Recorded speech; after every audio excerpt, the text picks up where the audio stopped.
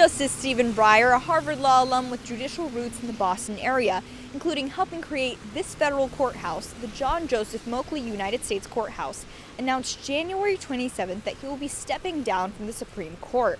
His retirement prompts speculation of who President Biden may nominate to the court and the future of our judicial branch. Justice Breyer's stepping down is probably not going to change many of the outcomes of the court's decisions going forward, but hopefully it will look different, and that will be historic and important, and it will change the kind of conversations that the justices have. I committed that if I'm elected president, have an opportunity to appoint someone to the courts, I'll appoint the first black woman to the courts. On the campaign trail, President Biden promised to nominate a black woman to the Supreme Court if elected. Now all eyes are on him, particularly from Democrats, to live up to his promise. Definitely is a great thing for him to keep his campaign promise. When he was elected, I was worried that a lot of his big promises wouldn't actually carry through. There's always a sense of hesitancy to be like, oh yay, he's finally going to go through with it, until he actually nominates someone. In talks of possible standouts include Leandra Kruger, Ketanji Brown Jackson, and J. Michelle Childs. Among certain BU students, Brown Jackson stands out as a favorite.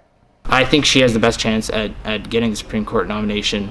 I mean, she is the most qualified. She has acted the most, reasonably and pragmatically in all her decisions. Republicans on campus are not the only students in favor of Brown Jackson. She just ruled in favor of unionized federal workers against the Trump administration, who was making it a lot more difficult for them to bargain for better workplace conditions. And Joe Biden always touts about how he wants to be the most pro-union president. Well, if you want to be the most pro-union president, you need to support somebody who's going to be pro-union and pro-labor all the time. Still, there are talks of Biden favoring Childs, since she has the support of Jim Clyburn, a South Carolina Democrat whose support was crucial in Biden's primary win. I think that's going to play a big role in influencing Biden's decision. Students expressed relief for Breyer stepping down during a Democrat administration, as to not risk losing another liberal seat in the 6-3 court. I was kind of worried for a while that he wasn't going to step down.